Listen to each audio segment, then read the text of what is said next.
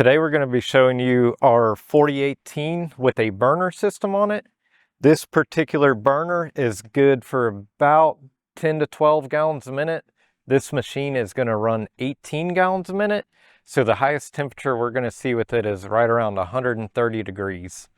The applications this would be good for are pressure washing to get oil stains and remove those, and also trying to thaw ice. If you do want a hotter water temperature, you do want to step up and get a second burner, and that'll increase your water temperature to around 180 degrees.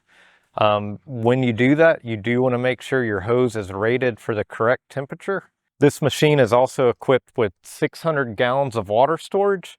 So in order for us to get a narrower track, we've went with a vertical 300 gallon tank, and we've added a second one right next to it. On this burner, we do have an auxiliary tank. This one can burn kerosene or diesel fuel.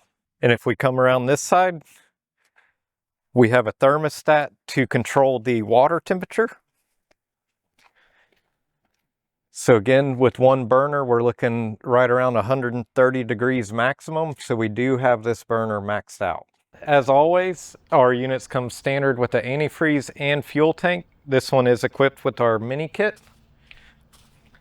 Over here, this will be our basic control panel. The only difference you'll have with this burner system is a on-off switch to initiate the burner system. If you have any more questions about our hot water system, feel free to reach out to us.